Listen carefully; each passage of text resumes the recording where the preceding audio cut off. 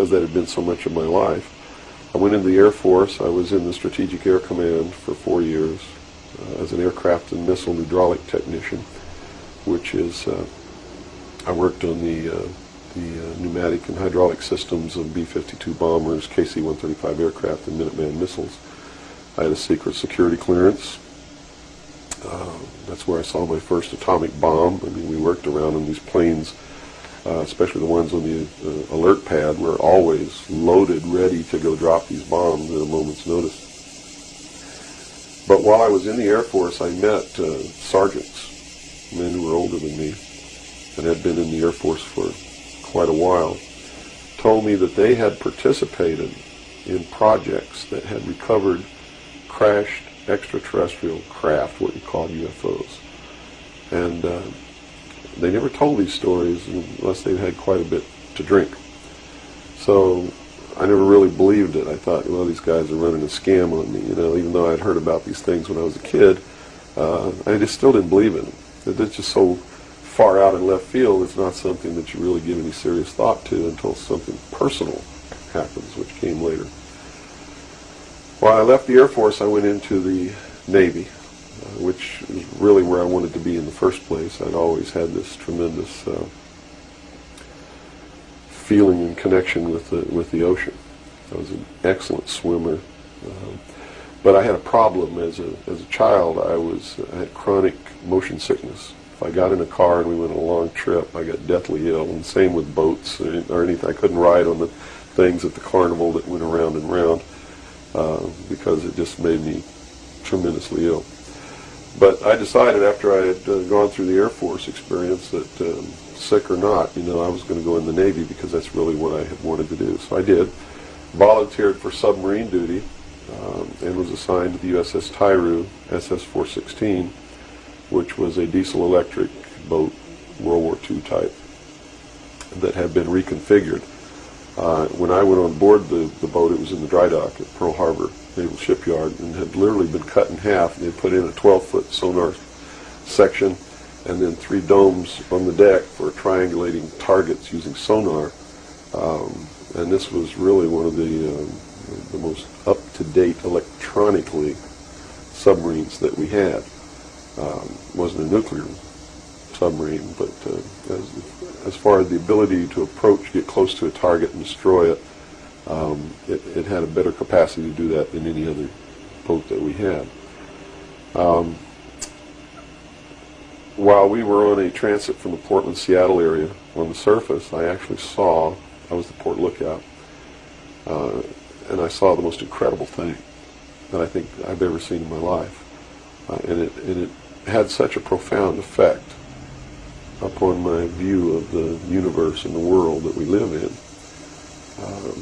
that I wish everybody could experience this. I saw come up out of the ocean, from beneath the surface of the sea, a huge disc-shaped craft about the size of a Midway-class aircraft carrier, which is tremendous in size. Even though that's one of our smallest carriers there was then, it's still a huge, tremendously big object. Came up out of the ocean and rose into the air and tumbled on its axis and went up into the clouds, and I was awestruck, dumbstruck. And I mean dumbstruck, literally. I could not utter a sound. And my first impulse was to tell the officer of the deck that I'd seen a flying saucer, and then luckily for me I couldn't talk because on second thought that's not what I really wanted to say. Because I didn't want to be the only Looney Tunes character on a submarine with a tight-knit crew that you had to live in close quarters with, because that's a hell of a way to live. So I told the officer of the deck that I'd seen something about 15 degrees off the port bow at a relative distance of about 2.5 nautical miles. And he began to look in that area. And the starboard lookout had heard me tell him this, and he began to look over there. And while we were all three watching, either the same craft or another one exactly like it came down out of the clouds, tumbled again on its, why it did this maneuver, I don't know, but every single time it did it. It's like it came down in this attitude, and then it flipped over and then entered the water. And the water just appeared to open up in front of it. It's just like the account in the Bible about the parting of the Red Sea.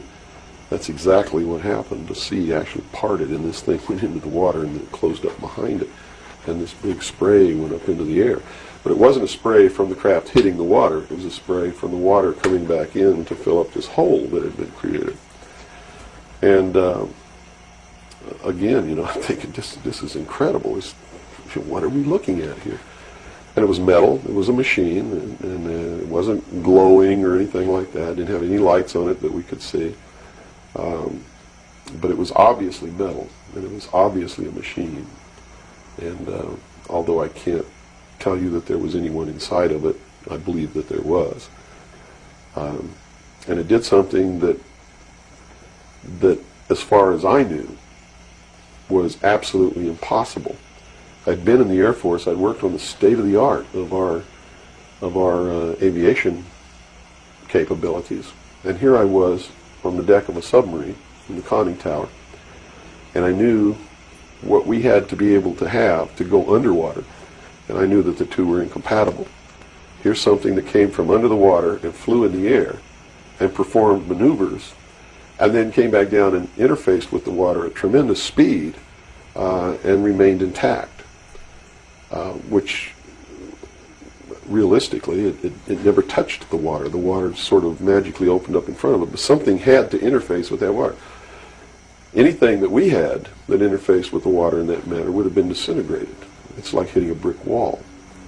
So I was looking at a technology that, as far as our laws of physics and what we knew at that time, didn't exist. This was in 1966. Ensign Ball was as shocked as I was. He called the captain to the bridge. He came up with the chief quartermaster, who brought a camera. And we all stood there and watched this occur over and over again for about 10 minutes. And I still, to this day, don't know if it was the same craft or a whole bunch of different craft going in and out of the water. But it seemed like that there was a hell of a lot of traffic on that freeway right there. And we were watching it as we went by. We never changed course. We never lowered or increased our speed. We made no attempt to communicate or signal. We made no attempt to get closer. And eventually, it just stopped. We were told not to discuss it with anyone, not even amongst ourselves, which was incredible. I never had been told anything like that in my life. You can't talk about something. And to be told that we couldn't even talk about it amongst ourselves was even more extraordinary, I thought. But we didn't. We didn't talk about it. When we got to Pearl Harbor, all the time the chief quartermaster was taking pictures of this. So I know photographs were made. What happened to those photographs, I have no idea. But when we reached Pearl Harbor, we were not allowed to go ashore to go on liberty, even though we didn't have the duty. And about 2 hours after we berthed at the submarine base, a commander from the Office of Naval Intelligence came on board and debriefed each one of us individually in the captain's stateroom. And the ultimate outcome of the debriefing was that we didn't see anything, we didn't hear anything, and we had to read rules and regulations that told us that if we ever talked about what it was that we didn't see, that we could be imprisoned, we could be fined $10,000, we could lose all pay and allowances due or ever to become due. And I learned at that moment that the United States Navy didn't want anybody to know about what we saw, and that severe consequences could come down around the neck of anybody who did. And that was when I understood fully that, yeah, there's a real cover-up.